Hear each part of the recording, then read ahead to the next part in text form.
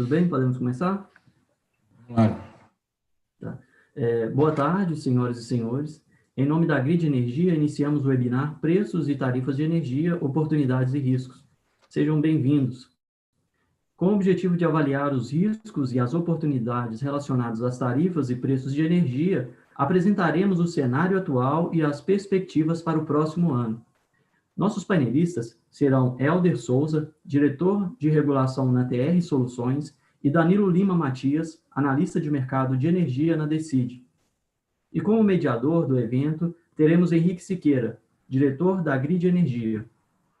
O tema surgiu da necessidade dos agentes consumidores de conhecer melhor a dinâmica de preços e tarifas de energia, somado ao nosso compromisso permanente em desmistificar os conceitos, tornando-os públicos e acessíveis. A gente entende que a gente está passando por um momento atípico, exigindo mudanças de hábitos e comportamentos de consumo. Nós confiamos que esse evento ele permitirá ao público presente um amadurecimento de ideias e até mesmo a visualização de oportunidades de negócio. O evento ele vai ser dividido em duas partes. Na primeira parte, os painelistas irão discorrer sobre o tema e serão acolhidas as perguntas pelo Q&A, aqui embaixo. Vocês que estão acessando isso, vocês vão ver que tem a possibilidade de conversar pelo Q&A, que é um chatzinho. Nós vamos acolher as perguntas por aí. E na segunda parte, o mediador, o Henrique, irá abrir para as perguntas recebidas tanto pelo Zoom quanto pelos comentários feitos no YouTube. Então, nós vamos continuar acompanhando pelo YouTube também, os comentários por lá, e a gente transmite essas perguntas para os nossos painelistas. Nós agradecemos aos painelistas pela disponibilidade, pelo cuidado nessa preparação do evento, e eu aproveito para apresentar a todos vocês os nossos convidados. Nós temos o Helder Souza, que é diretor de regulação na TR Soluções, que é natural de Itatiba, interior de São Paulo. Ele é mestre em regulação econômica pela Universidade de Brasília. Ele é engenheiro eletricista pela Universidade Federal de Itajubá. Trabalhou por 7 anos como especialista em energia elétrica na Associação Brasileira de Grandes Consumidores Industriais de Energia e de Consumidores Livres, a Abrace. Entre outubro de 2009 e junho de 2016, ele coordenou o Grupo de Trabalho em Eficiência Energética da Abrace, liderando importantes projetos para fomentar a eficiência energética na indústria brasileira. Também trabalhou na construção, discussão e aprimoramento de regulamentos da ANEEL, decretos e portarias do MME. Danilo, nosso segundo convidado, Danilo Lima Matias, ele é analista de mercado de energia na Decide. É natural de Brasília, capital federal, é engenheiro civil com ênfase em recursos hídricos e energéticos e ambientais pela Faculdade de Engenharia Civil, Arquitetura e Urbanismo da Universidade Estadual de Campinas, FEC Unicamp. Atua com estudos sobre mercado livre de energia elétrica e aplicação de conceitos de curva forward, pricing e risco às empresas do setor. Henrique, que vai conduzir esse evento, ele é diretor executivo da Grid Energia e é natural de Ubá, Minas Gerais. É engenheiro de controle e automação pela PUC Minas, MBA executivo pelo IBMEC, especialista em finanças pela UFMG, gestão de projetos pelo IETEC, especialista em mercado de energia pela CCEE, trabalhou na Alemanha, na Universidade Técnica de Munique, foi engenheiro de energia na Uzi Minas e atuou na coordenação de automação e energia da Jaguar Mining. E é para o Henrique que, nesse momento, eu passo a palavra e desejo um bom evento a todos. Obrigado, Joel, pela introdução. Boa tarde a todos. Eu sou o Henrique Siqueira, faço parte da Grid Energia e é com muito prazer que a gente traz para esse webinário aqui o tema de preços e tarifas de energia, né? Seus riscos e oportunidades. Nada mais oportuno do que tratar desse assunto nesse momento, obviamente não só pelo momento difícil em que estamos passando, a crise da pandemia, e como isso está impactando não só o setor elétrico, mas toda a sociedade, né?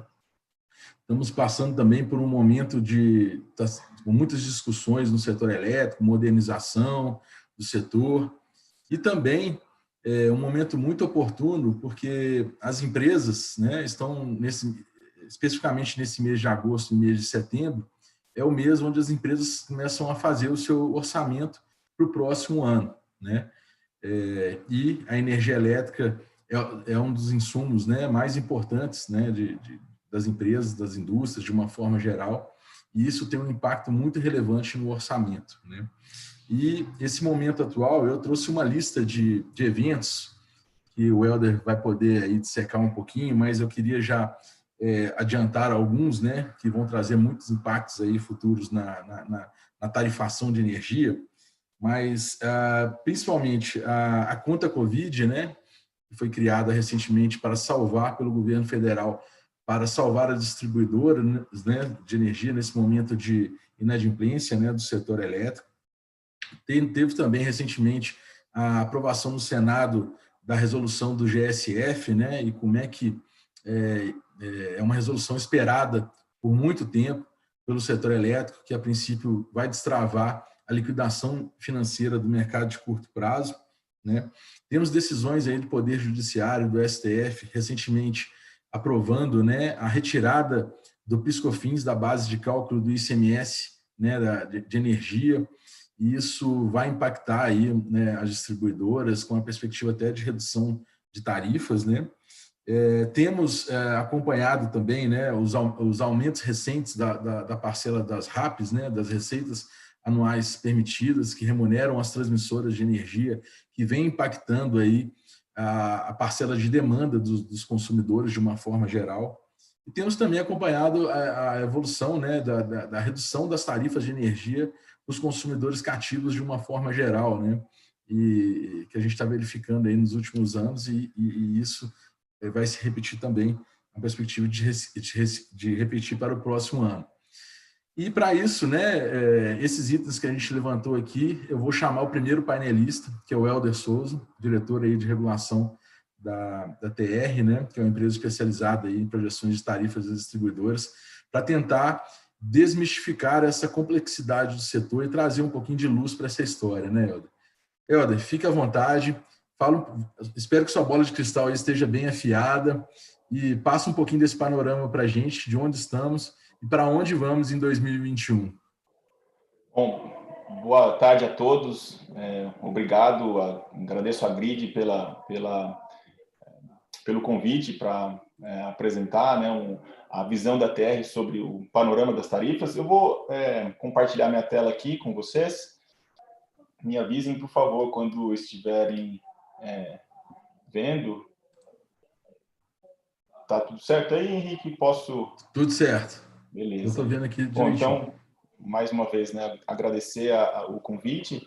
E eu vou fazer uma apresentação de uns 20 e poucos minutos, tentar passar um panorama do que está acontecendo em 2020 e alguma perspectiva para 2021, inclusive para os próximos anos também, dependendo do item que a gente estiver falando, né, tem impactos em outros anos no horizonte que a gente tem pela frente. Bom, primeiramente, vamos olhando para a tarifa média, né, de A4 cativo, do A4 cativo em 2020, e aí a gente considera tanto as distribuidoras que já passaram por evento tarifário, né, quanto aquelas que ainda vão passar por evento tarifário. Então, tem tanto informações históricas quanto informações projetadas pela TR. A TUS de demanda, né, ela está, em 2020, deve, na média, sofrer um aumento de 11,66%, isso fortemente impactado pelo FIUA, que é a tarifa de transmissão, que só afeta as distribuidoras que têm evento no primeiro semestre apenas em 2021, porque o ciclo da tarifa de transporte, tarifa de transmissão, ela acontece a partir de 1º de julho de cada ano. Tem também a TUS de encargos e perdas, com um aumento de 4,36%, isso em decorrência do aumento da CDE, propriamente dita, né, da conta de desenvolvimento energético, que tem os subsídios do setor elétrico, e a TE, que praticamente deve ficar estável no momento que a gente está com dólar alto, com sobrecontratação, e o motivo, né, dessa estabilidade na TE é justamente a conta Covid, que eu vou apresentar para vocês. Bom, de forma geral, então, como a TE ela tem um peso maior, ela carrega a tarifa para baixo, né? Carrega esse peso para baixo, então, na média, a gente está esperando um aumento de 3,42% nas tarifas do A4 cativo em 2020. Eu vou apresentar aqui os principais efeitos, então, o encargo de serviços do sistema e o encargo de energia de reserva, com um peso de 2,3 pontos percentuais. A gente vai entrar em cada um desses itens.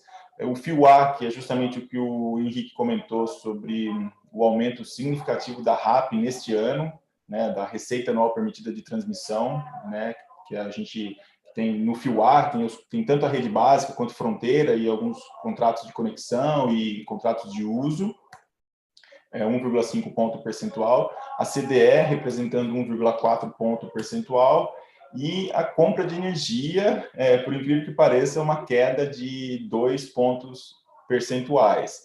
E aí a gente está falando de alguns efeitos, né, que tem tanto a ver com a conta Covid, que postergou os custos financeiros que as distribuidoras teriam que reconhecer na tarifa neste ano de 2020, e aí o que a conta Covid veio para fazer com que esses custos financeiros que seriam reconhecidos nas tarifas em 2020, eles passassem a ser reconhecidos apenas a partir de 2021 e ainda diluídos, né, em cinco vezes, em 5 anos.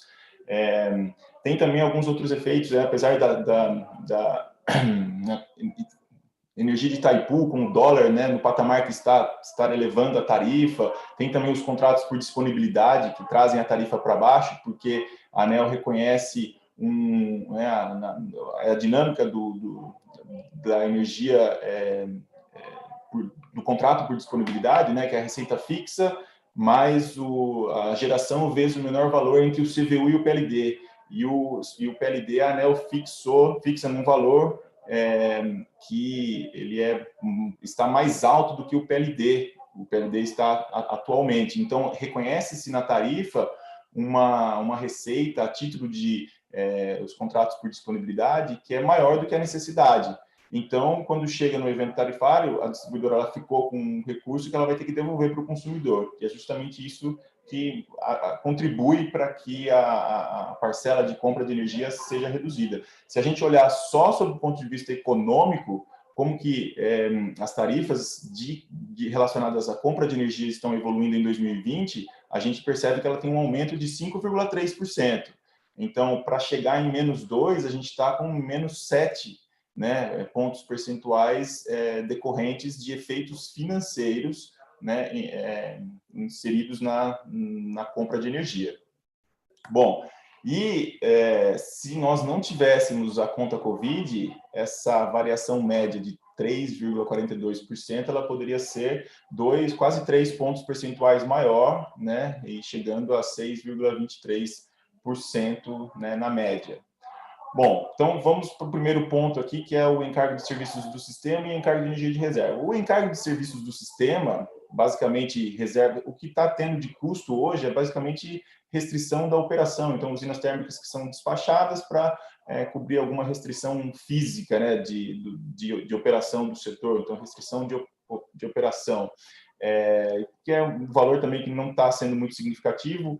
Acredito que em março e em maio teve algum custo associado à segurança energética, muito pouco associado à reserva operativa de potência, que são aquelas térmicas que são despachadas principalmente para atendimento da região norte, nordeste do país, em decorrência da intermitência, né, de fontes renováveis, principalmente eólica, que quando ela sai, né, quando a eólica não para de ventar, tem térmicas que entram em operação justamente para cobrir essa falha da eólica, né? E essa reserva operativa de potência também, o custo, né, o ISS é que paga por essa geração, e a gente não tem tido isso, né, nos últimos meses. Então, o que realmente está acontecendo em 2020, que a gente tem um impacto, é basicamente o encargo de energia de reserva. E aqui eu trouxe esse gráfico que mostra a tarifa unitária do ISS e do ER, mas ela é muito mais explicada pelo encargo de energia de reserva, que praticamente, na média, 2019 está em menos R$ 3,41 por megawatt-hora. Isso, né, o ISS e o IR é cobrado na tarifa de energia. E em 2018, essa tarifa unitária estava ainda menor, ela estava em um pouco menor do que R$ 10 por megawatt-hora, isso negativo. Isso acontece por uma dinâmica do cálculo do encargo de energia de reserva. Porque, diferentemente do que acontece com o mercado livre, que o encargo de energia de reserva é cobrado todo mês, e a CCE que avalia se realmente, né, precisou gerar encargo ou não para pagar o CVU das usinas de energia de reserva, ou se o PLD, porque na verdade não é uma energia energia de reserva é uma energia que não tem lastro, então quem paga o custo, né, da receita fixa dessa usina, assim como o custo variável, é basicamente o PLD. E se na distribuidora, na ANEEL, no mercado regulado, a ANEEL ela reconhece que, de forma econômica na tarifa, a ANEEL ela estabelece que a distribuidora, que os consumidores vão pagar por 60% da receita fixa de responsabilidade do consumidor regulado. Então, ela define um PLD, né, médio para que diz respeito a esse reconhecimento de 60% da receita fixa de energia de reserva. Só que, conforme o tempo vai passando, esse PLD é diferente daquele que a ANEEL considerou para recuperar essa receita. E no passado, 2018 e 2019, gerou-se, não foi necessário, né, reconhecer na tarifa 60%, porque o PLD já estava num patamar que automaticamente foi suficiente para remunerar essas usinas.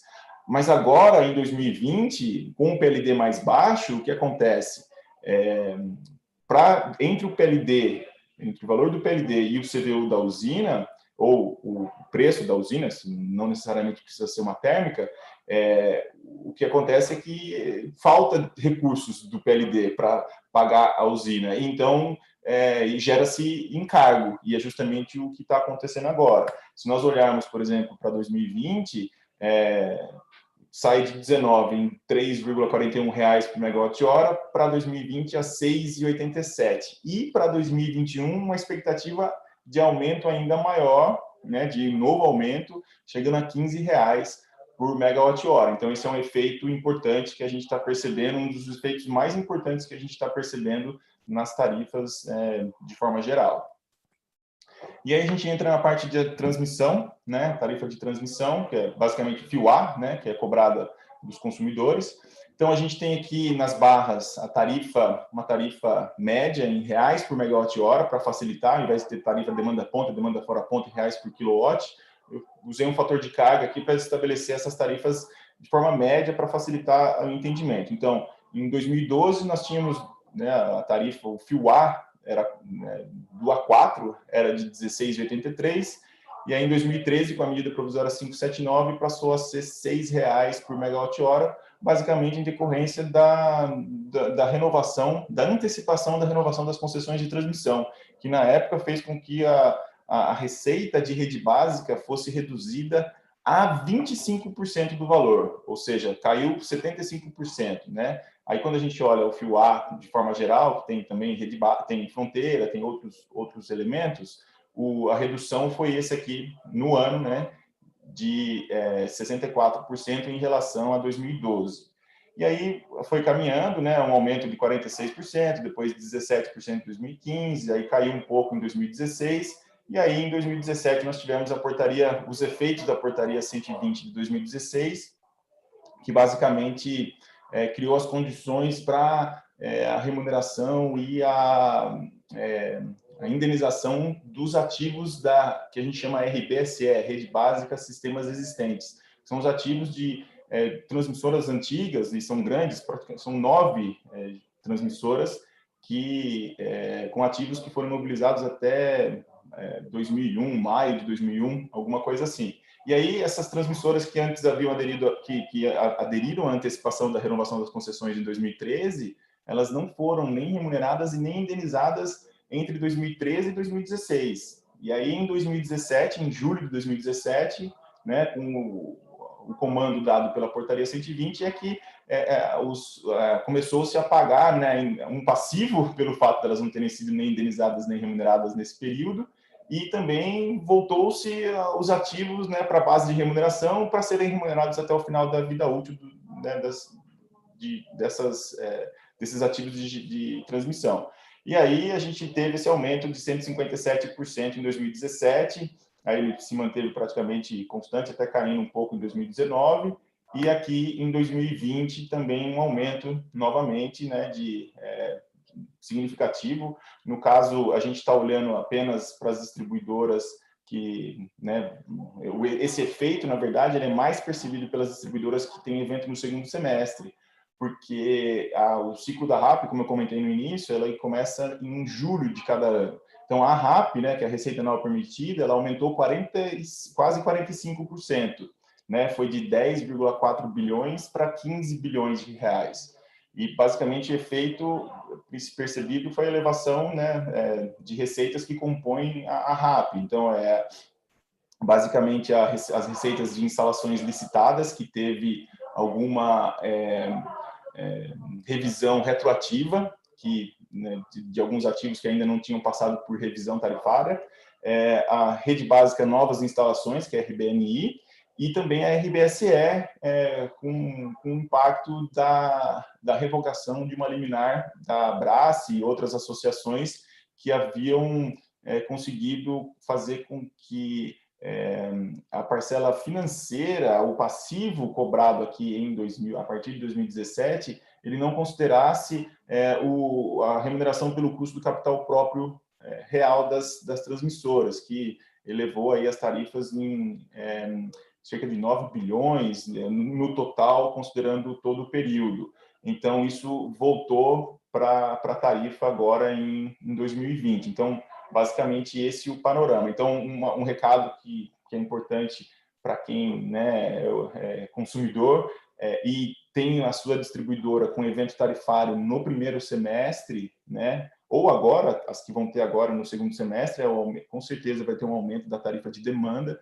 Então, em 2021, com certeza, as distribuidoras vão ter um aumento da tarifa de demanda em decorrência desse aumento da TUST, tá certo? Bom, indo agora para o próximo item, né, a conta de desenvolvimento energético. Aqui são os elementos de despesa, nem vou entrar no detalhe, mas aqui, né, os principais são a CCC, os descontos, né, de subsídios que dizem respeito à política de desconto tarifário, como irrigante, rural, aquicultura, até mesmo desconto para consumidores que compram de fonte incentivada e tem um desconto no fio, ele está aqui nesse montante. A gente tem também a tarifa social de energia e baixa renda, que são os consumidores enquadrados, né, como baixa renda, e programa Luz para Todos. E aí as receitas que tem que ser iguais, né? A receita tem que ser compatível com a despesa. A diferença é que o que vira tarifa é o que está em roxo, né? O que é de fato vai para a tarifa, que é uma conta de chegada, porque o total de receita tem que ser suficiente para cobrir as despesas. Então, a cota de CDE, ou seja, esse roxinho aqui, em 19 em relação a 2020, passou de 16 bilhões para 20 bilhões, um aumento de 24%. E aí está havendo também, né, uma equalização entre os submercados, né? Porque até 2016, Norte e Nordeste pagavam apenas 5% da CDE. A partir de 2017, começou a haver uma transição, que foi dada pela medida provisória 735 de 2016, em que vai haver um momento, que é 2030, em que não vai haver distinção entre submercados. Então, Norte, Nordeste, Sul, Sudeste, Centro-Oeste vai ser cobrado a mesma tarifa. A única diferença é que vai ficar entre os níveis de tensão, né? A tarifa aplicada à alta tensão vai ser 1/3 da tarifa aplicada para baixa tensão, a tarifa aplicada para média tensão vai ser 2/3 da baixa tensão, e a da baixa tensão vai ser os 3/3, vai ser o valor cheio. E aqui a gente observa que, lógico, quem mais sofre, né, quem mais percebe o aumento dessa tarifa são os consumidores de baixa tensão que estão no Nordeste, porque além de ter uma alocação de custos do Sul, Sudeste e Centro-Oeste para o Nordeste, tem também da alta tensão e da média tensão para a baixa tensão. Então, basicamente isso que acontece, mas mesmo assim, a baixa tensão ainda do Nordeste tem uma tarifa que é praticamente 3 vezes menor do que a baixa tensão do Sul, Sudeste e Centro-Oeste. E ainda é importante destacar que essa tarifa é uma tarifa econômica, ou seja, a tarifa definida pela ANEEL, né, nem é definida pela ANEEL, na verdade a ANEEL só exemplifica qual que seria a tarifa, né? Porque a CDE é definida por ano civil, então sempre no final do ano a ANEEL define a CDE para os próximos 12 meses. E aí o que acontece é que ela define, não é a tarifa que é definida, na verdade a ANEEL estabelece as cotas que as distribuidoras têm que arrecadar no ano, né? Então, é um valor em reais. E esse valor em reais, ele é dividido, né, entre as distribuidoras com base no mercado de referência, que, por exemplo, no caso agora de 2019, de 2020, foi definida, né, essas cotas de 2020 com base no mercado que foi de de agosto de 2018 a setembro de 2019. Então, define-se um valor em reais. Quando chega no evento tarifário da distribuidora, no meio do ano, o que a ANEEL vai olhar é o mercado dessa distribuidora, é o mercado dos 12 últimos meses. Então, esse mercado, se ele ficou maior do que aquele que ela utilizou no começo do ano, né, o mercado ficou maior, então tem mais gente para pagar. Então, a tarifa fica menor para recuperar a mesma cota, porque a distribuidora ela tem que recuperar aquela cota, né? Então, é basicamente isso que acontece, né? E agora o que está acontecendo é o contrário. Por isso que a gente vê várias distribuidoras, né, tarifas unitárias de CDE acima de R$60, principalmente no Nordeste agora. Isso significa o quê? Que a distribuidora, o mercado dela caiu, e aí, para recuperar aquela mesma cota, o valor em reais que a distribuidora tem que fazer frente para pagar, né, para a CCE, que é a gestora da conta, ela tem que o mercado caiu, então a tarifa tem que ser maior. Bom, deixa eu avançar aqui. Bom, a conta Covid, uma visão geral, né? O decreto 10.350 veio para resolver um problema, dois problemas, na verdade, né? O primeiro problema é a queda do mercado, que afeta o fluxo de caixa das distribuidoras. Além disso, também veio para reduzir a tarifa, né? Porque no momento de crise, poxa, continuar pagando tarifa ou ter aumento tarifário não é bom para a sociedade como um todo. Então, esse decreto que criou a conta Covid veio nesse sentido.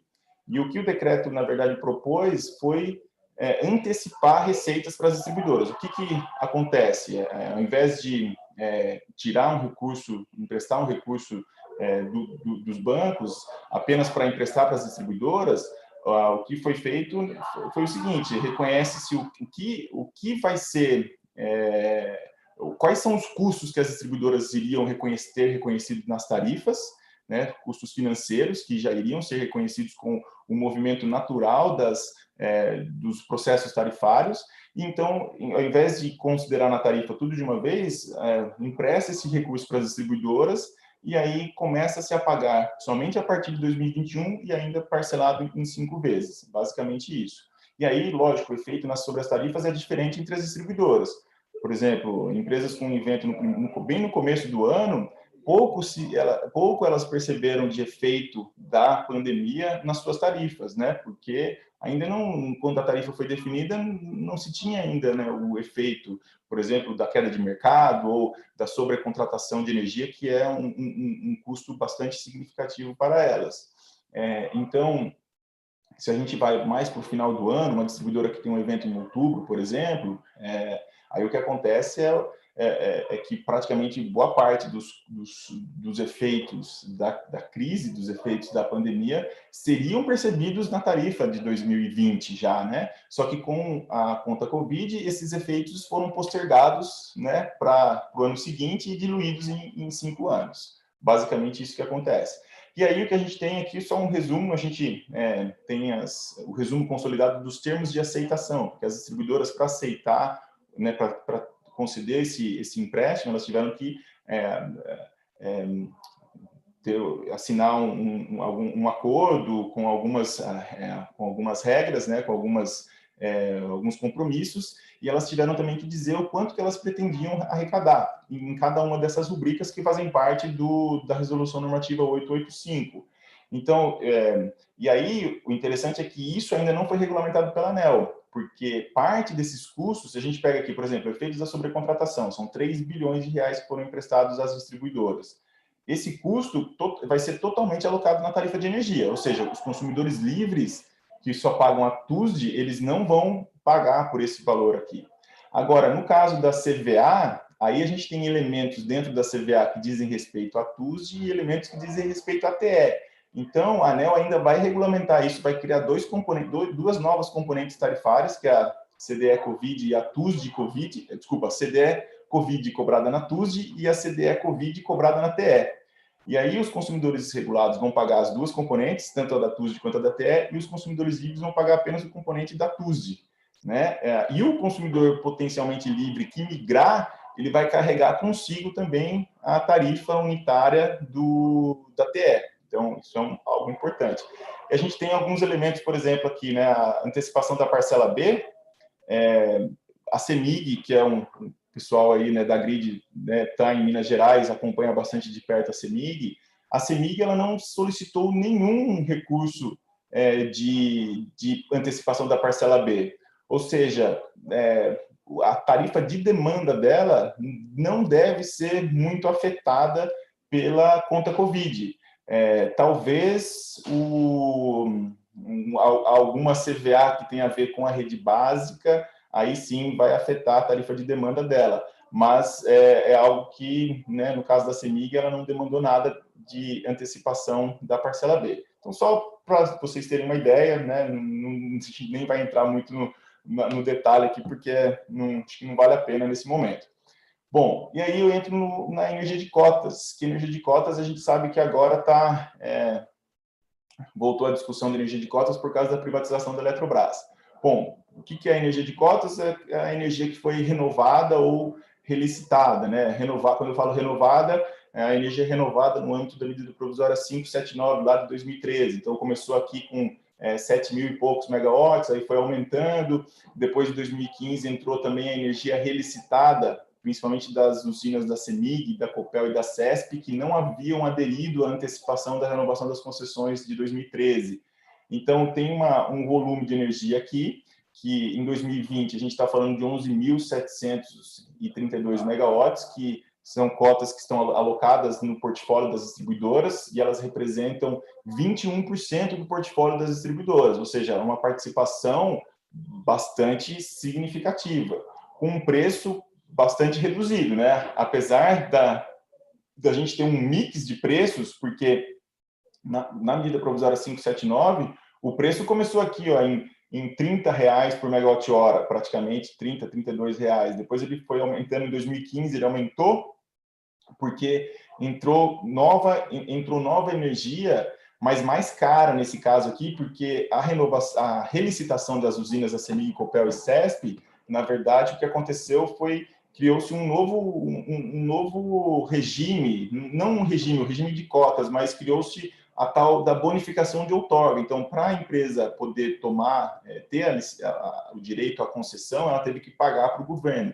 E, na época, o governo conseguiu arrecadar, em 2015, 2016, se eu não me engano, 17 bilhões de reais, que foi justamente para ajudar, né, no problema fiscal que o Brasil estava enfrentando naquele momento. Então, quando a gente combina, né, uma energia barata, R$32, com uma energia relicitada, que foi, em média, R$119, a gente, né, teve esses aumentos, essas variações aqui, né, de preço, chegando hoje, que foi definido agora em julho, a R$114 por megawatt-hora.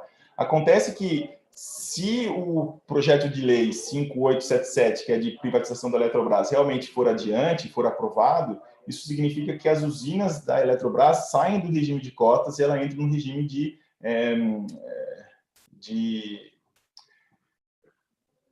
geração, produtor independente de energia, geração independente de energia. Então, e só as usinas da Eletrobras, elas representam 60% da energia de cotas que está no mercado regulado, ou seja, 12% do portfólio. E o preço dessa energia é de R$73 por megawatt-hora. Então, o que acontece se a gente pegar a maior parte dessa energia aqui, mais barata, e retirá-la do regime de cotas? Com certeza, o resultado da energia aqui remanescente, né, de cotas, o preço vai subir. E aqui eu convido até o pessoal para depois acompanhar a gente, principalmente no LinkedIn, porque a gente está fazendo um estudo que na próxima semana a gente deve publicar, inclusive com impactos nas tarifas e qual que vai ser o novo preço, né? Ao invés de 114, o que aconteceria num cenário de descotização. E também tem na verdade, uma série de possibilidades, porque as cotas, na verdade, carregam consigo o risco hidrológico, ou seja, se as usinas não conseguirem gerar a sua garantia física, elas têm que comprar no mercado de curto prazo. E aí, qual que vai ser o custo o custo associado a esse risco hidrológico? Aí depende do PLD, né? Então, a depender do PLD, vale ou não a pena essa descotização. E aí a gente vai trabalhar bastante justamente esses pontos para dar um pouco mais de informação no setor sobre o que pode acontecer com a energia de cotas. E aí eu chego aqui no último slide. Aí depois eu tenho outro slide também que eu preparei, porque já sabia que ia vir a pergunta do PIS/COFINS, mas a gente deixa para a hora da discussão. Aqui, então, o que a gente está enxergando, né, o que aconteceu e o que a gente está enxergando para as próximas distribuidoras em relação a 2020, né, que a gente está quase, já passou do meio do ano, aí já estamos chegando em setembro, tem algumas distribuidoras importantes que ainda vão passar por evento tarifário. Então, são essas as variações que a gente tá projetando e também o que a gente observou em 2020, que vai ali de mais 10%, 11%, até menos 6%, quase menos 5%, que é no caso da Energisa Tocantins, que é a primeira, que é a Energisa Tocantins que teve evento tarifário agora há pouco, né, que teve uma queda na tarifa aí significativa, né, significativa comparada com as outras.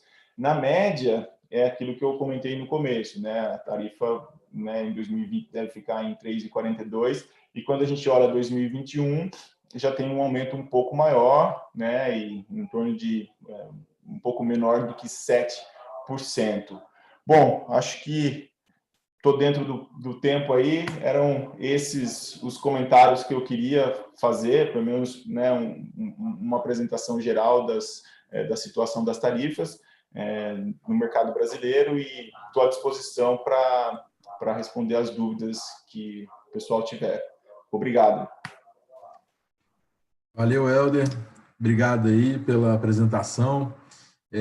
O tema realmente ele é complexo, né? Nós estamos falando aí de um emaranhado de informações, mas eu acho que você conseguiu resumir muito bem, principalmente os principais impactos, né, que a gente está previsto aí para 2020 e 2021, né?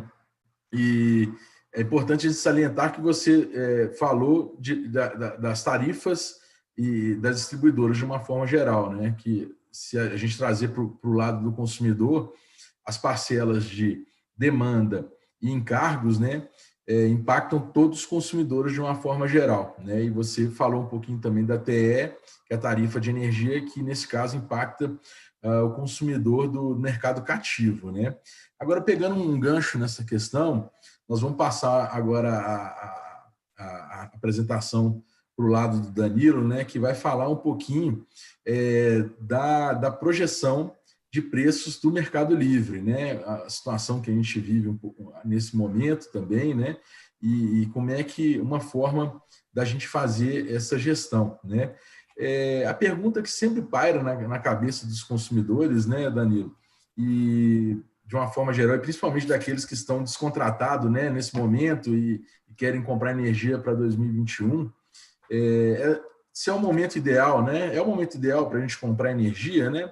A gente compra agora, a gente espera mais um pouco, né? Sempre cria essa ansiedade na cabeça aí dos gestores e decisórios, né, nessa contratação, né? E às vezes a gente não existe uma resposta ideal, né? E existe sim formas de a gente avaliar, e eu acho interessante nessa apresentação que você vai fazer um outro ponto de vista, né? Talvez seja a gestão de risco, né, para a gente tomar a decisão e quanto que uma empresa suportaria, né, nessa questão da gestão de risco, esperar um pouco ou comprar a energia nesse momento para o futuro, né? Então, eu queria que você falasse um pouco sobre isso, explanasse aí uma visão da Decide sobre essa questão, e boa apresentação também.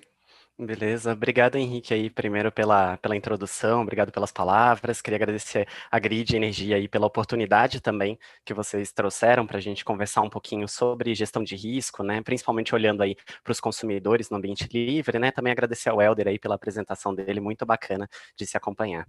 Então, eu queria começar falando um pouquinho sobre a Decide, né, trazer um pouquinho o que a gente faz, e basicamente a Decide ela foi fundada lá em 2011, né, focando em trazer soluções de informação, processamento, gestão e modelagem quantitativa de informações aí para o setor de energia elétrica, né? Vocês vão ver que muitas das coisas que eu vou falar, a gente acaba trazendo lá do mercado financeiro para aplicar um pouco mais a realidade das empresas do setor. Claro que a gente tem uma atuação aí que busca ser sempre isonômica e neutra, né? Mas acho que o espírito da Decide está em contribuir aí com a maturidade do setor elétrico, né? Que ele vem se desenvolvendo aí em mais de 20 anos já, e isso trazer um pouquinho aí para o ambiente livre, né? Informações de qualidade, também divulgar aí o que a gente vê em termos de melhores práticas em gestão de risco com as várias empresas com as quais a gente tem contato, né? Então, de fato, é todo um corpo multidisciplinar aí, né? Eu mesmo, como o pessoal falou, sou engenheiro civil e trago um pouquinho esse lado aí do planejamento energético, olhar um pouquinho com essa visão aí.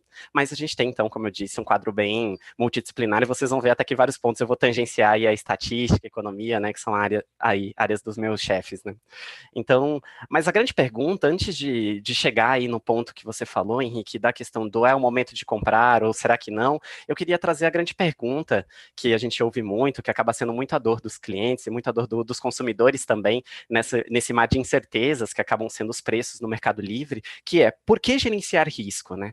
Então, o que a gente tem visto nos últimos anos é que aquelas empresas que têm infraestrutura de gestão de risco têm se tornado aí, têm se mostrado como um importante diferencial frente às outras, né? E é isso um pouquinho que eu queria começar a abordar. Por quê? As empresas que gerenciam risco, que têm um pouco dessa perspectiva dentro da comercialização de energia, né, no ambiente livre, começam a ganhar credibilidade frente ao setor, e isso ajuda e estimula as negociações, facilita as questões em termos de risco de crédito mesmo, né, porque você fica mais bem visto frente às demais empresas. Existe aí um foco no crescimento sustentável também, porque o processo decisório, ele se torna muito mais consciente, ele se torna um processo aí que é feito de maneira mais quantitativa, né, ele não demanda aí uma percepção se o preço vai subir ou descer, e sim, a gente vai ter índices quantitativos para orientarem essa tomada de decisão. Claro também que vem processos ágeis, a comunicação eficiente também, eu acho que um dos pilares principais da gestão de risco acaba caindo no lado do reporting, né? O analista que rodou o seu cenário de risco, ele também tem que passar essa informação e ela tem que chegar de uma forma aí simples e eficaz para o seu gestor, para o tomador de decisão dentro da empresa, né? Além também de fazer o que a gente chama de alocação de capital sensível ao risco, que em termos mais simples é você não dar um passo maior do que a própria perna, né? Você vai saber exatamente quanto que está em risco a partir do seu portfólio e a partir disso você conseguirá tomar aí decisões mais bem acertadas, né? Então, passando um pouquinho por tudo isso, né, eu queria trazer uma máxima que a gente vê muito no mercado financeiro, né, no setor financeiro, que é risco e retorno são diretamente proporcionais. Ou seja, caso você queira expandir um pouco mais, melhorar o seu retorno, naturalmente você vai acabar assumindo um pouco mais de risco. E o lado da gestão, o lado que a Decide vem discutindo muito no setor, é justamente essa perspectiva. Será que a capacidade financeira da minha empresa está compatível com o risco que eu assumo? Né? Então, isso aqui eu vou tentar discernir um pouco mais, né, abrir um pouquinho mais aqui para vocês, mas como eu disse, a lógica é um pouquinho não dar um passo maior do que a própria perna, né? Então, aqui, claro que dentro das empresas do setor, a gente vê uma série de fatores que podem influenciar e podem compor esse risco aí, essa materialização de perdas que a gente vem estudando muito, dentro dos treinamentos da Decide também, a gente traz esses conceitos. Porém, eu queria trazer 3 classes principais aqui que abordam um pouquinho aspectos bem essenciais mesmo na comercialização de energia, isso pensando bastante no mercado livre, né? Então, um pouco um contraponto aí a todas as colocações do Helder, que era um pouquinho mais do lado do ambiente regulado, né? Então, em termos do ambiente livre, a gente vai ter muito o risco de mercado, ou seja, aquela parcela sua, né, com que você está comprando energia, né, aquela exposição que você tem no mercado, ou seja, uma parcela de energia que ainda não tem um contrato que ampara isso, né, você ainda não vendeu, enfim. Então, essa exposição de energia, ela está submetida a um risco de movimentos desfavoráveis de preço. Ou seja, imagina uma situação mais simples, se você vai comprar energia, o preço começa a subir, né? Isso pode acabar desfavorecendo você e acabar fazendo que você gere uma perda de valor no seu portfólio. Então, esse é uma primeira classe, aí o risco de mercado. Eu vou voltar um pouquinho nela depois, tá? Mas vamos aqui para as próximas. Temos o risco de crédito. Esse é um outro cara que vem sendo discutido cada vez mais, né? Inclusive até alguns eventos que aconteceram em 2019, ali no começo do ano, né? Acabaram trazendo muito à luz para essas questões, tanto para a gestão de risco como um todo, como também a necessidade de avaliar o risco de crédito, né? Que seria uma situação na qual acontece, pela contraparte, né? Um descumprimento de uma eventual alguma parte do seu contrato, né? Seja no registro na CCE, seja honrar o pagamento, enfim. E aí, esse risco de crédito, né, ele acaba, caso essa contraparte, então, acabe descumprindo alguma parte do seu contrato, né, pode te gerar uma exposição, e uma exposição ali que você vai ser deixado na mão frente a uma liquidação no mercado de curto prazo, ou algo do gênero, que pode aí, novamente, afetar o seu resultado. E, num outro ponto, a gente também tem o risco de liquidez, que isso acontece muito nos mercados de balcão, né? A gente acaba tendo um pouquinho essa perspectiva, que muitas vezes você precisa tomar uma certa decisão, você quer fechar uma posição, mas a liquidez está baixa, então você não consegue encontrar contrapartes com as quais negociar aquilo, e isso pode impactar aí no seu aumento dos custos de transação, né? Até isso é um pouco bem representado pela questão do bid-ask spread, né? Que às vezes, se ele é muito elevado, o bid-ask, você acaba realmente desestimulando as negociações no setor, né? Então, isso acaba sendo também um efeito, né? Uma classe de risco que acaba sendo bem importante. Mas dentro aqui dessa apresentação, a gente muito pensou, né, em como abordar um pouquinho mais, pensando também no lado dos consumidores aí, que a Grid tem como seus clientes, né? Então, eu queria trazer um enfoque um pouquinho maior para essa questão do risco de mercado, né? Claro que, como eu disse, cada uma dessas categorias que eu estou apresentando, né, gera uma conversa muito mais ampla, geram aí treinamentos, conversas bem longas. Mas então, para me ater aqui um pouco ao escopo desse webinar, né, pensando em riscos e oportunidades, inclusive, porque, como eu falei, né, risco e retorno são diretamente proporcionais, então, sempre que você vai ter um ambiente de mais risco, também se torna um ambiente de oportunidades, né. Mas para navegar um pouco nisso, eu queria trazer a questão do risco de mercado. Aqui eu acho que fica mais claro, para entender um pouquinho esse conceito, né, que basicamente as empresas no setor vão ter ali, em termos de balanço energético, né, suas compras e suas vendas, e a partir disso vai ter ali uma certa exposição. Pode ser maior ou menor, depende muito da organização e da própria estratégia da empresa. As compras, em termos financeiros, vão se refletir em despesas, as vendas se refletem em receitas, e aí, essa parte que está em aberto, esse balanço energético, ele vai ter um certo valor, né? É um valor aí que a gente vai chamar de marcação a mercado, ou seja, é o valor que ele tem naquele momento em que você está fazendo a análise.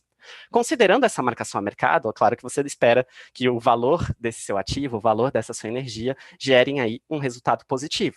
E até aqui é um olhar que a gente tem no momento em que a gente está. Porém, eu sempre vou ter aí um período de análise, seja um dia, uma semana, um mês, que é o período que eu tenho para tomar essa decisão. Está vinculado a questões de liquidez, mas enfim, a gente pode então tomar uma decisão de vender essa energia que está excedente ou de fazer a minha compra no lado do comercial da consumidora, né? Então, o que acontece é que daqui até o meu próximo período, eu vou falar várias vezes isso, então seja dia, semana ou mês, você tem um risco de desvalorização dessa marcação a mercado, ou seja, o seu ativo, ele vai perdendo valor, né? E esse cenário é o que a gente usa como diretriz aí para conseguir tomar as decisões, ou seja, não mais se torna somente um achismo, uma ideia de, agora o preço vai subir ou agora o preço vai cair, mas se torna, como eu disse, quantitativo, perdão, ou seja, você consegue valorar qual que é esse risco e a partir desse risco de desvalorização do seu portfólio, da sua posição energética, tomar as melhores decisões. Então, olhando mais um pouquinho para a perspectiva do consumidor, o que a gente tem?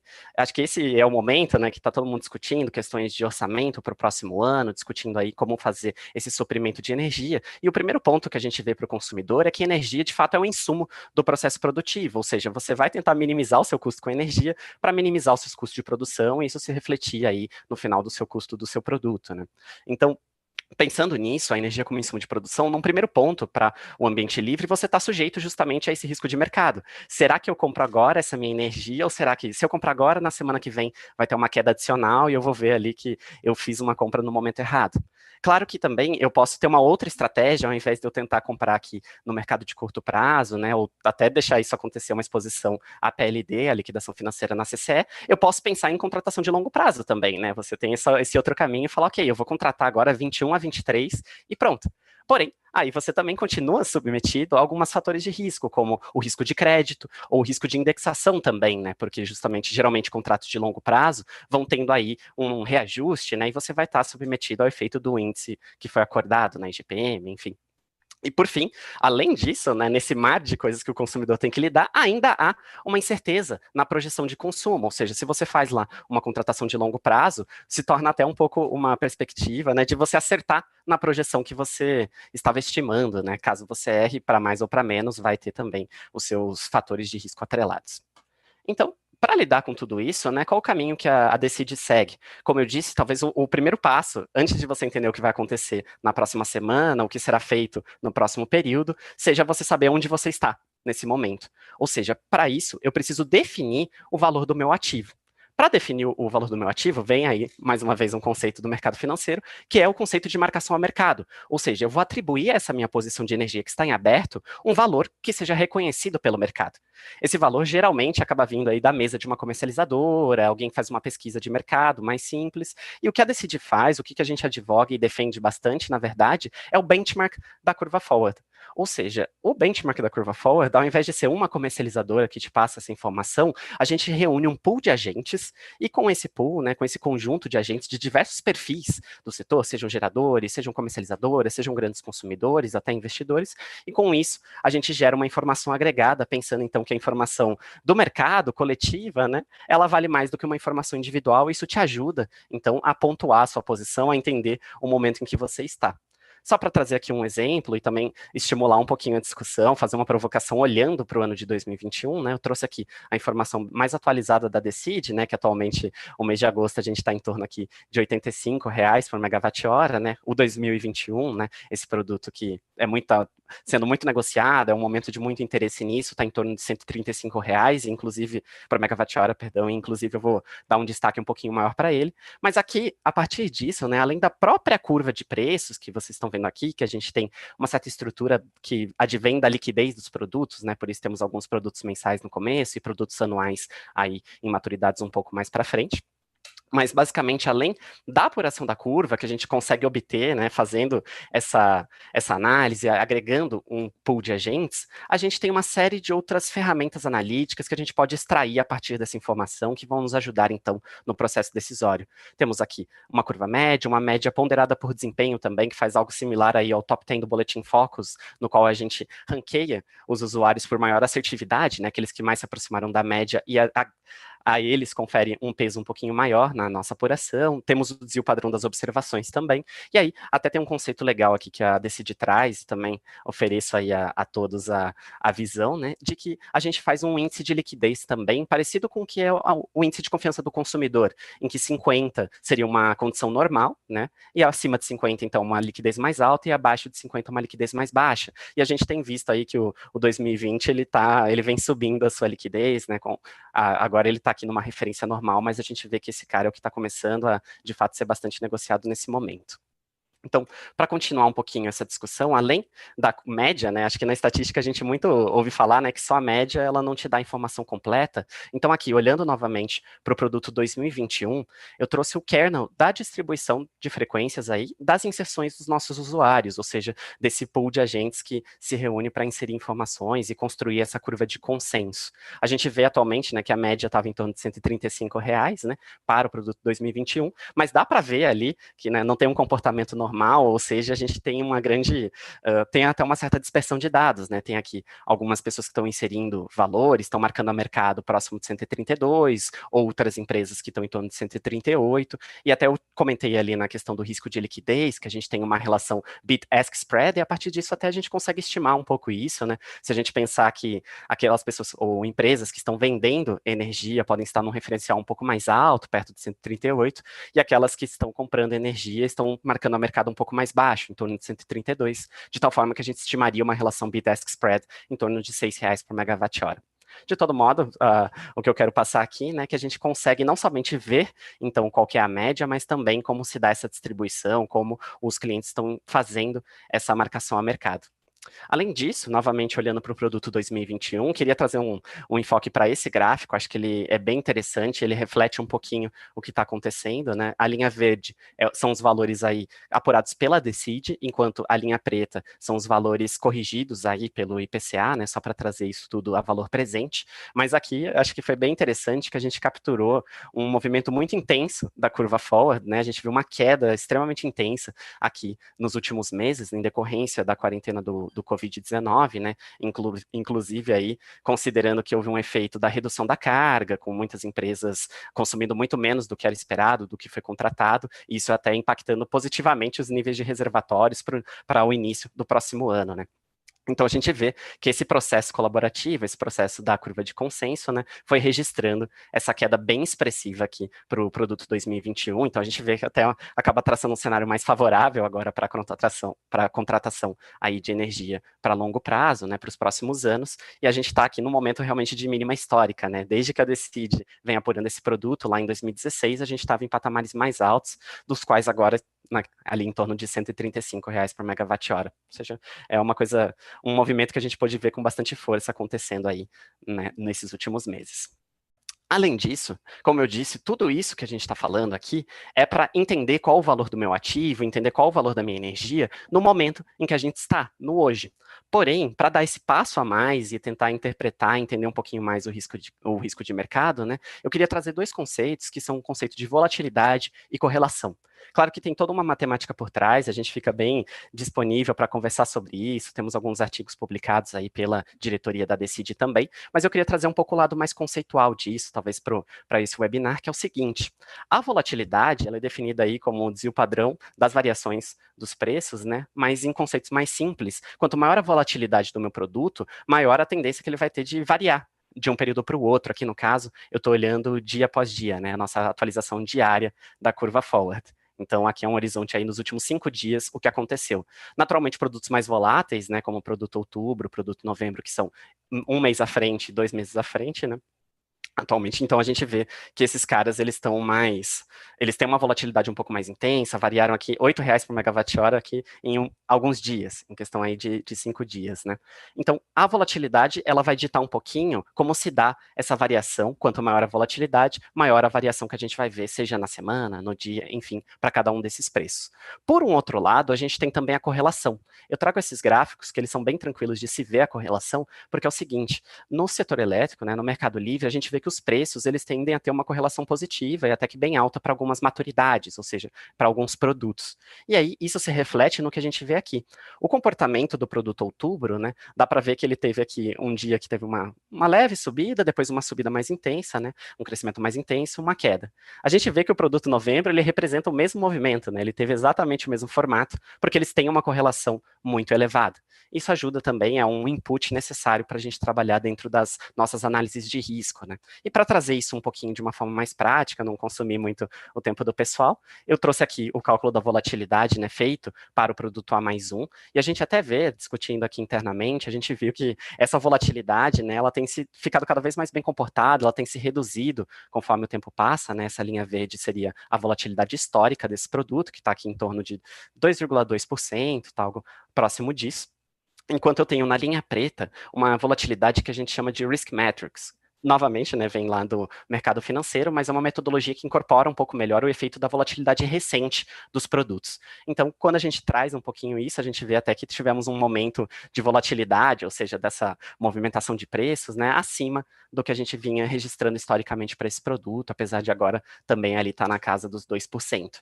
E isso pode parecer bastante matemática, né, mas eu gosto bastante de trazer esse exemplo só para mostrar qual é o centro, de onde vem a análise de risco, né, como é que a gente faz essa estimativa de qual é o valor do meu portfólio no próximo dia, na próxima semana, é que, usando o conceito de volatilidade, né, se atualmente aqui para o produto A+1 eu estou em R$ 135 por megawatt-hora, considerando o efeito da volatilidade, eu já consigo estimar que daqui para a próxima semana o produto ele vai variar entre 141 e R$ 128 por megawatt-hora. E a partir disso eu já começo a traçar cenários e pensar, poxa, o que vai acontecer com a minha posição, o que vai acontecer com o meu cenário, isso é compatível com a minha capacidade financeira se o produto subir para 141 ou se ele cair para 128, e aí que está acho que o germe, né, ou seja, o centro, o cerne da minha análise de risco. Claro que, volto a dizer, todas essas conversas eu teria o maior prazer em falar horas e horas sobre esses assuntos, tá bom? Mas basicamente o que eu queria ressaltar aqui, então, é que, de fato, todos esses três conceitos que eu estou trazendo, curva forward, volatilidade e correlação, quando você une as três coisas, ela te dá um poder aí, ela te dá a capacidade de analisar, então, quantitativamente, o que vai acontecer daqui para o próximo período, e isso se torna um insumo num processo decisório, né, se é o momento ou não de comprar essa energia. Então, só para fechar um pouquinho também, como eu disse, não quero tomar muito tempo do pessoal, basicamente a gente tem, dentro disso tudo que eu falei, né, a Decide muito quer contribuir ao setor com esses conhecimentos, né, com um pouquinho tanto a parte de análise de risco, como também aí os preços forward, né, então para isso a gente combina um pouquinho consultorias, treinamentos e sistemas, tá? Então, em termos de sistemas, a gente tem todo um ecossistema preparado aí, seja o pool de energia, que ele é o nosso sistema onde a gente faz essa apuração de preços, seja no Risk, onde a gente usa a curva forward para avaliar o portfólio dos nossos clientes, enfim, como também o FMB aí, que seria algo mais na linha de fazer a gestão mesmo da comercialização das empresas, né? Temos também treinamento, seja em modalidade aberta ao mercado, seja em company, acho que é por isso até que a gente se sente muito honrado em poder estar aqui conversando com vocês, falando um pouquinho sobre esses assuntos, porque vai muito da vontade da Decide desde sua origem, né, fazer esse tipo de coisa, ter essa abordagem aí através de treinamentos e também consultorias, né, quando a gente precisa ir para algo um pouco mais específico, construção de políticas de risco, desenho de processos, né, acho que tudo isso é um pouquinho, assim, do nosso espírito, eu estou falando isso no intuito de realmente incentivar aí a conversa com vocês. E para terminar, tudo isso que eu falei, e até muito mais, né, está disponível para vocês em nosso site através de uma cartilha que foi publicada pela Decide em parceria com a Abracel, aí foi mais no início do ano, né, claro que teve toda a questão aí do Covid-19 no meio disso, mas então saibam que essa aqui é mais um passo da Decide em oferecer esse conteúdo, em disseminar o que a gente vê em termos de melhores práticas, está disponível no nosso site gratuitamente para vocês baixarem, e fiquem à vontade depois para entrar em contato aqui conosco, para a gente bater um papo também, eu estou muito aberto a perguntas para a gente discutir um pouquinho tudo isso que eu falei, mas eu acho que é isso, tá, pessoal? Muito obrigado pela atenção, então fico à disposição aí, Henrique, novamente obrigado pela oportunidade. Danilo, obrigado pela apresentação, também um assunto bem complexo, mas você tentou resumir aí, trazendo um exemplo, né, bem elucidativo, né?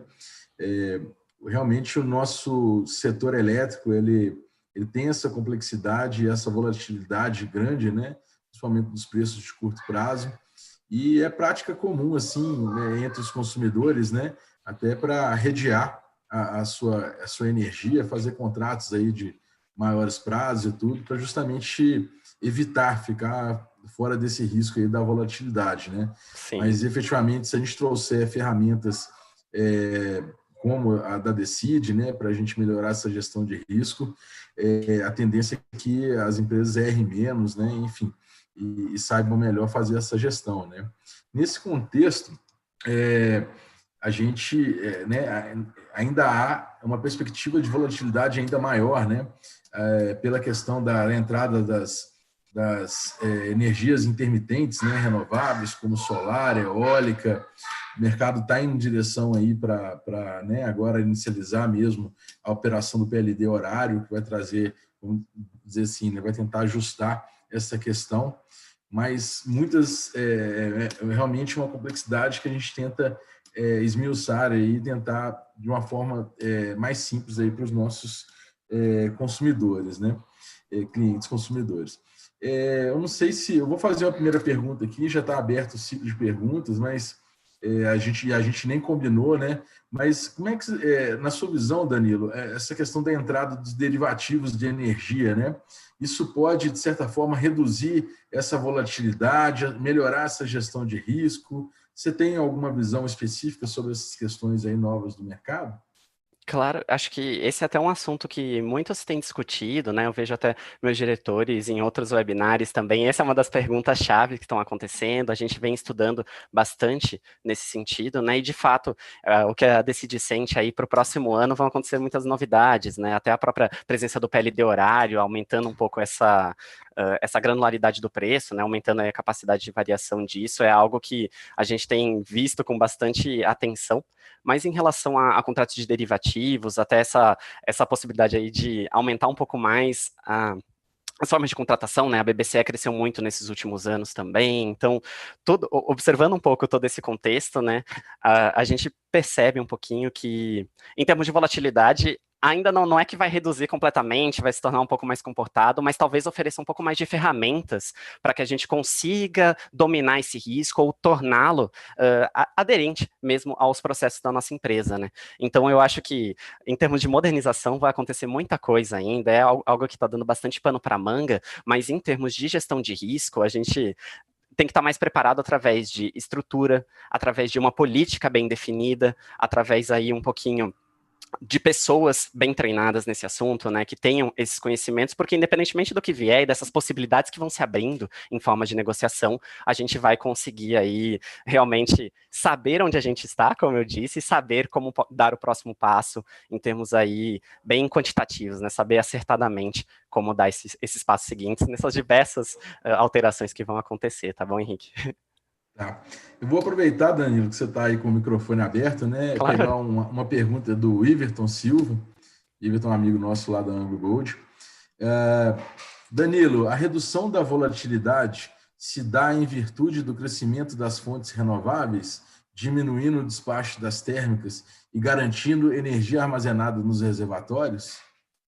Sim, de fato, quando a gente olha um pouquinho, o exemplo que eu mostrei foi aí para produtos de longo prazo, né? Também quando a gente vê produtos mais no curto prazo, dá para perceber que a volatilidade deles é muito grande. Acho que o nosso campeão acaba sendo um pouco o produto M+1, que a gente chama, que é um mês à frente. Esse cara, ele consegue aí bater 14% de volatilidade facilmente, né? Ou seja, ele consegue variar aproximadamente 30% em condições muito normais, de uma semana para outra.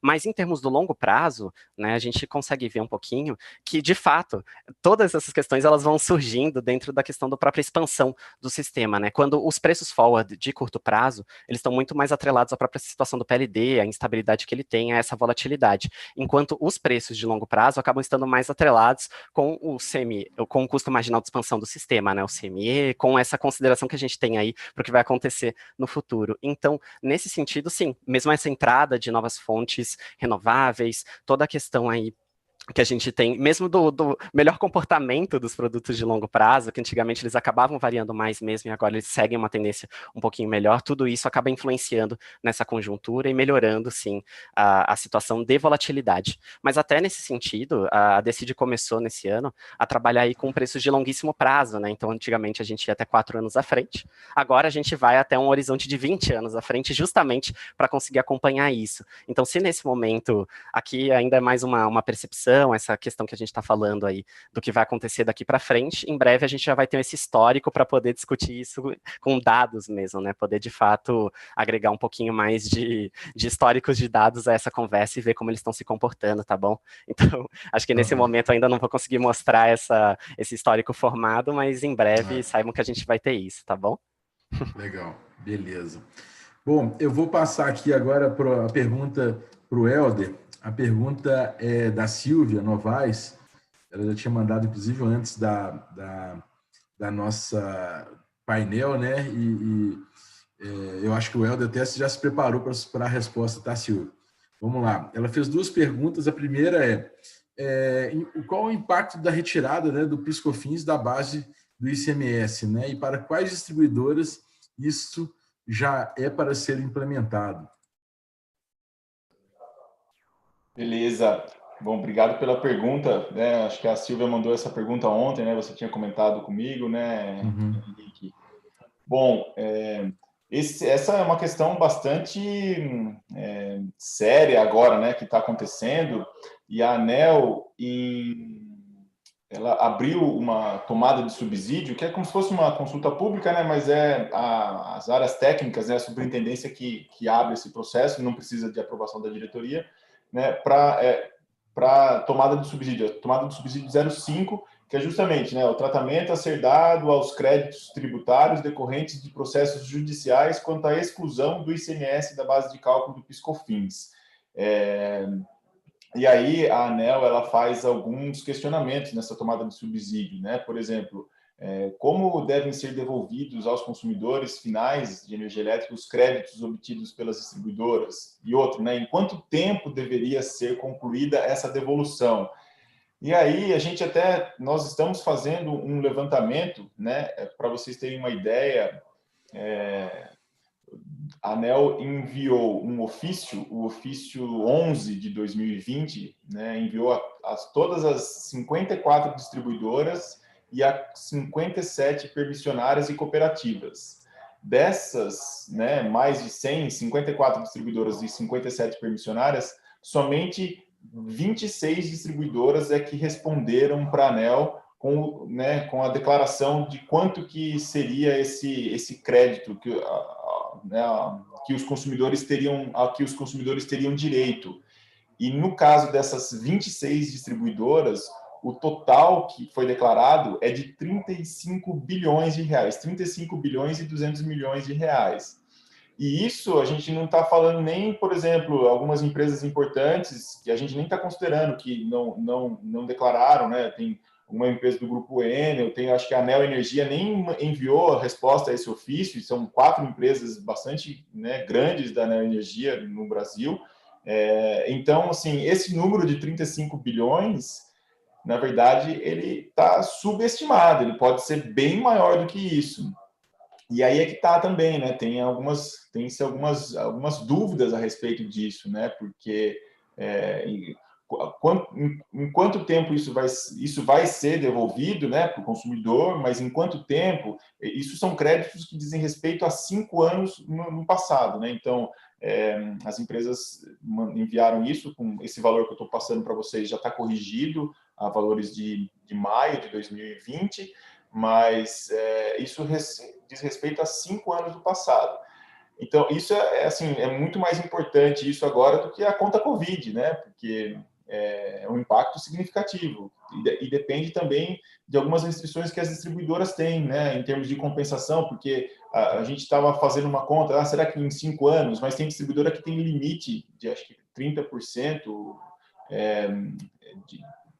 que pode, né, fazer a compensação fazer a compensação tributária, e aí pode ser que 5 anos as distribuidoras não consigam devolver em 5 anos. Já aconteceu 2 casos, né, recentes, no caso da EDP Espírito Santo, que devolveu na tarifa, agora está considerado na tarifa 159 milhões de reais, que um impacto significativo para os consumidores da EDP Espírito Santo.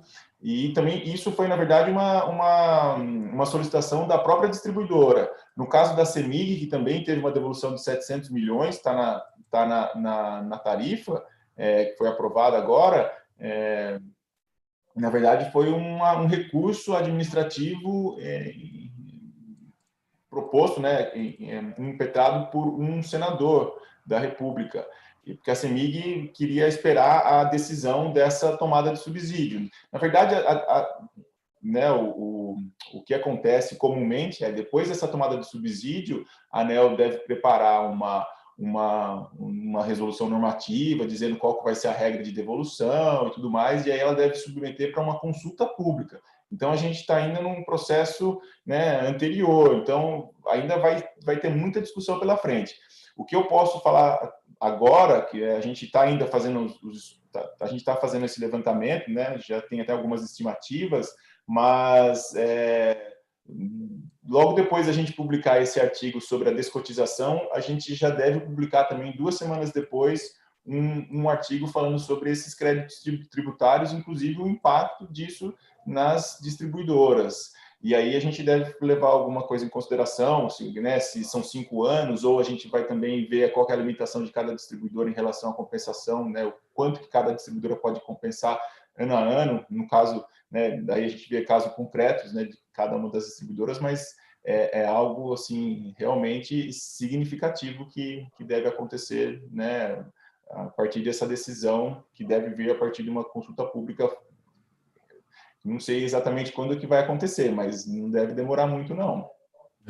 A CEMIG teve a revisão agora, né, recentemente, e você sabe informar se toda essa questão já foi retirada do PiscoFins ou tem algum resquício ainda para frente? Não, tem, assim, vou falar meio por cima, assim, tem o que já foi habilitado, se eu não me engano, pela Receita Federal, que já está, né, trânsito em julgado, parece que algo da ordem de 4 bilhões, mas há expectativa, isso para a CEMIG, mas há expectativa de que os créditos possam chegar a 6 bilhões de reais. Então, na verdade, foi uma parcela, né, que foi reconhecida na tarifa nesse ano. Então, tem muita coisa para acontecer ainda, vamos ver, né? Cenas do E próximo aí, capítulo. só para vocês saberem também o que esse crédito, a gente percebeu que a ANEEL está considerando proporcionalmente a TUS e a TE. Então, quanto que se arrecada de TUS e quanto se arrecada de TE, vamos supor que seja 50% de cada, né? 50% a receita da distribuidora, 50% vem da TUS e 50% da TE. Então, esse crédito tributário ele é alocado nessa proporção. Pelo menos a ANEEL fez isso com a CEMIG e com a EDP Espírito Santo. Legal. É importante. Beleza. Tem uma segunda pergunta da Silvia aqui, que ela fala do impacto da decisão do STF sobre o ICMS da demanda, né? Eu acho que, se eu entendi bem essa pergunta, é a questão da cobrança do ICMS apenas sobre a demanda efetivamente registrada no mês e não a contratada, né? Isso, bom, eu acho que eu posso responder aqui. Já é uma questão mais de fiscal e perfil de demanda contratada de cada empresa, não é uma questão de tarifa, né? Justamente, acho que aí, assim, até no começo a gente tinha dúvida, né? Será que mas a ANEEL faz sentido a ANEEL tratar dessa questão de crédito? Na verdade, crédito tributário, a ANEEL tem competência, inclusive a Procuradoria, né, avaliou nesse sentido que, como se trata de crédito tributário, então isso a ANEEL tem competência para considerar na tarifa. No caso específico, que já é um pouco diferente, aí já é fiscal, aí talvez ela nem, não sei, eu estou falando assim, bem sem saber exatamente o que eu estou falando, mas talvez não seja a competência dela, talvez tenha que ser discutido isso no âmbito das receitas fazendárias estaduais ou alguma coisa nesse sentido. Mas isso também, em termos de impacto tarifário, a gente não tem, por enquanto, a gente não tem ideia do que isso possa significar, porque, né, a gente não tem acesso a essas informações de demanda medida e demanda contratada. Quanto que está se, né? Quanto que é a demanda contratada ou a demanda medida em relação à demanda contratada? Quão menor ela é, né? Mas essa é uma questão que ainda deve evoluir adiante, mais para frente um pouco. Tá certo.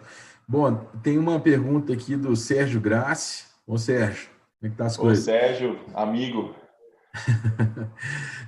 Qual seria o impacto da entrada do PLD horário nos preços e tarifas de energia? Olha, isso é uma questão que, assim, todos os eventos que eu participei sobre o PLD horário, teve algumas discussões na própria CCE, e aí ninguém fala sobre qual é o impacto na tarifa, né? E a ANEEL também não está falando, não ouvimos em nenhum momento a ANEEL comentar a respeito disso, não está na agenda regulatória nem nada. A gente, assim, até fez uma avaliação interna e a gente entende que, do ponto de vista de tarifa, não é para ver impacto assim para o consumidor, né? Talvez tenha para a distribuidora na operacional dela, porque hoje também tem os três patamares de PLD, né?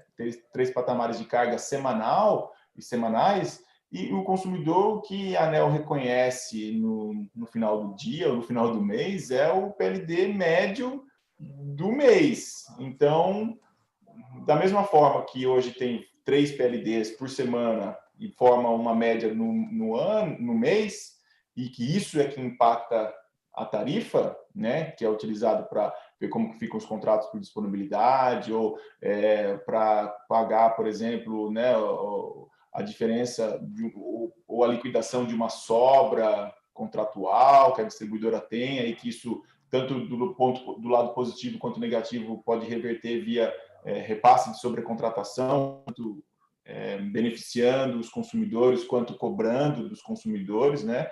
No caso agora, o que está acontecendo, né? As empresas estão sobrecontratadas e liquidando a um PLD menor do que o mix médio que elas pagaram pelaquela energia. Então, elas estão tirando do bolso e o consumidor vai ter que assumir isso em algum momento, porque a gente chama isso de sobra involuntária, né? Então, a sobra involuntária, o risco é do consumidor.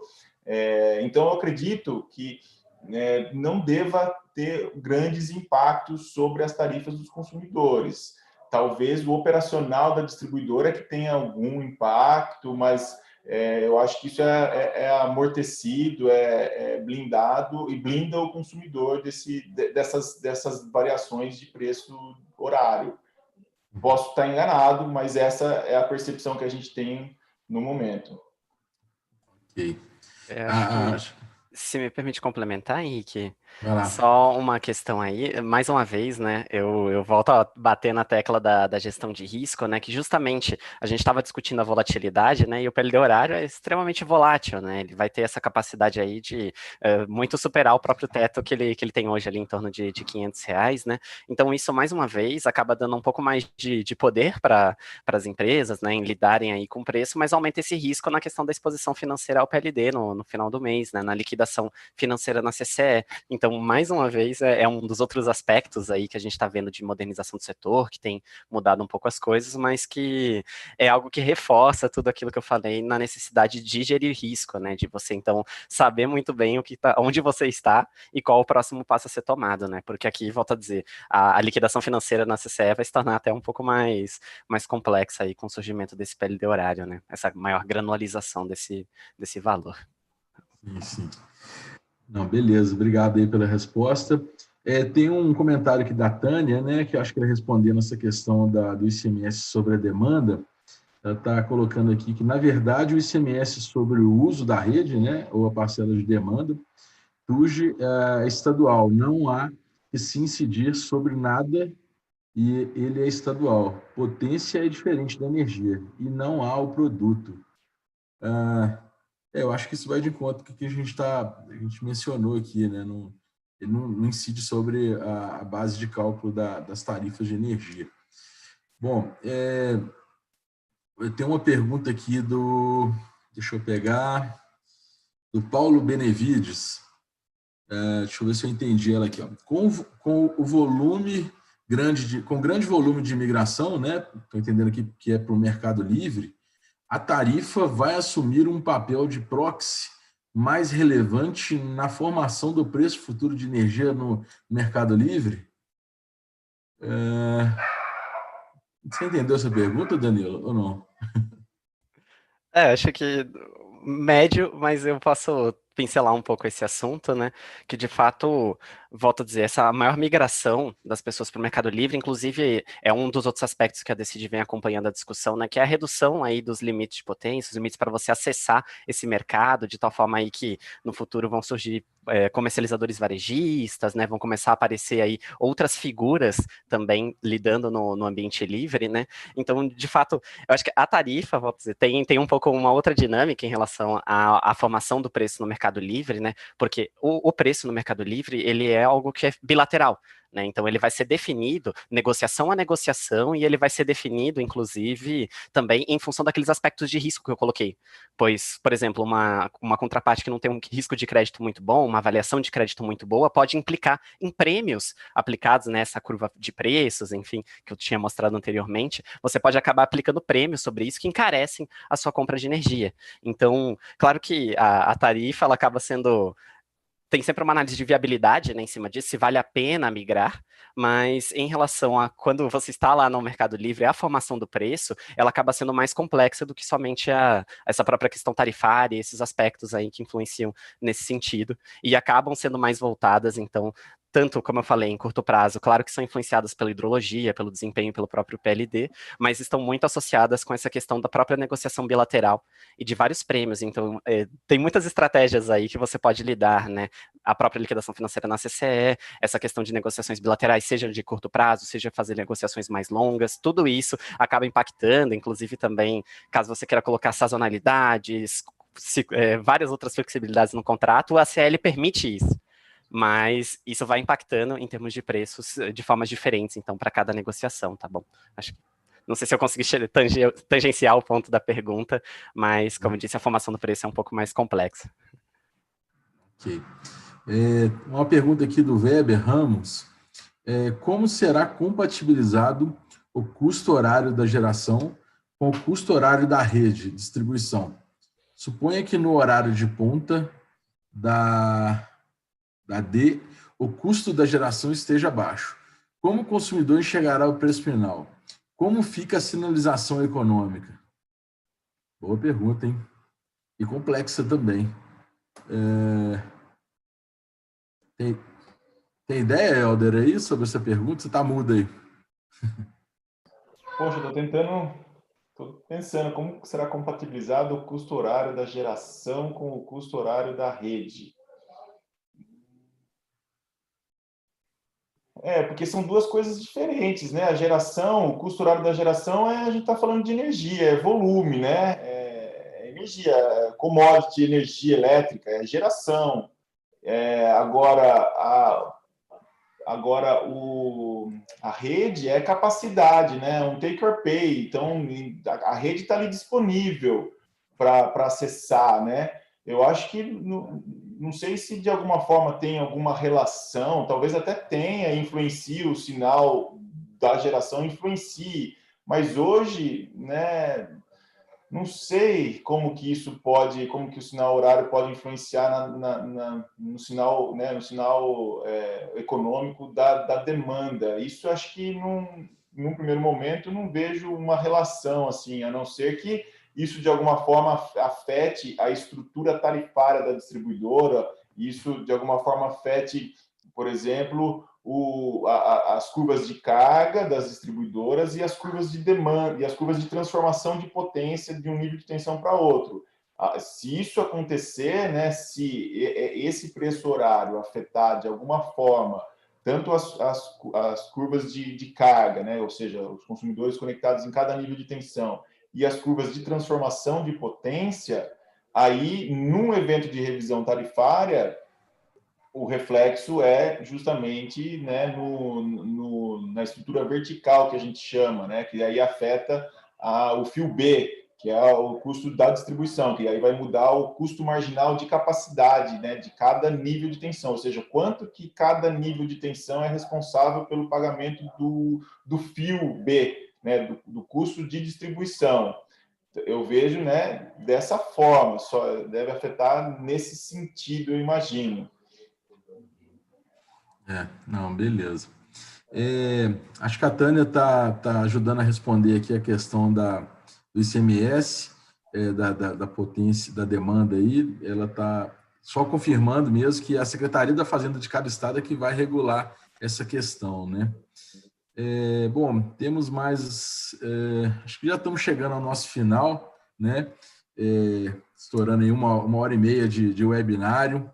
Temos algumas outras perguntas aqui, mas a gente vai tentar respondê-la de uma forma, mandar aqui para os panelistas depois e tudo. O Luan Ramos só está perguntando se os materiais poderão ser disponibilizados posteriormente ao final da apresentação. Se puderem mandar aí, a gente manda para a turma, tá, Danilo e Helder? Agradeço aí a disponibilidade também de liberar a apresentação. Bom, estamos encerrando aí nosso segundo webinário, né? Eu acho que trouxemos aí para a pauta um assunto bem pertinente, né, para o momento. Gostaria de agradecer aí a presença de todos, né, que participaram aí do nosso webinário, e vou chamar o Joel aí para fazer o fechamento do evento. Helder, muito obrigado. Danilo, muito obrigado, tá? E estamos junto aí. Parabéns, Helder, parabéns, Danilo, parabéns, Henrique, pela apresentação. Eu acredito que assim como eu, muitas pessoas puderam aproveitar um pouco desse evento e a gente ficou... Eu fiquei um pouco perdido, confesso, mas eu vou voltar no vídeo, vou assistir, porque tem muitos conceitos que o Danilo passou que são importantes a gente revisar, e eu convido as pessoas que participaram conosco de rever o evento, rever as falas que vocês acreditam que possa trazer resultado para vocês, Eu informo que a gente vai disponibilizar todo esse conteúdo, inclusive as apresentações que o Helder e o Danilo se disponibilizaram a entregar pelo LinkedIn e pelo nosso canal aqui do YouTube. E eu agradeço o pessoal que estava no YouTube acompanhando a gente, fazendo as perguntas lá também. Se alguma pergunta de lá não foi respondida, entre em contato com a gente no LinkedIn. Se tiver mais alguma pergunta nova, a gente transmite aos painelistas e se a gente puder, a gente mesmo responde já prontamente. Eu agradeço também ao Stefano, que esteve presente com a gente, e a gente se encontra num próximo evento. Boa noite a todos. Nós agradecemos a presença de cada um, tanto no chat quanto os painelistas, e muito obrigado. Tenham uma boa noite. Obrigado, boa noite. Obrigado a todos, pessoal, pela atenção. Um abraço aí, boa noite. Boa noite.